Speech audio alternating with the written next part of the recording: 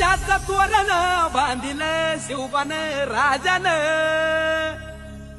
16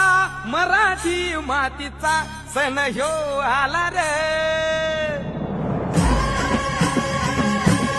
हे स्वराज्याचं तोरण बांधिलं शिवबान राजान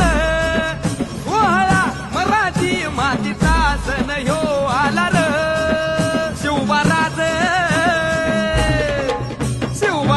छत्रपती झालं ग माय ग ग ग ग माझं शिव छत्रपती झालं ग माय ग ग ग ग माझं शिव छत्रपती झालं ग माय ग ग ग ग हे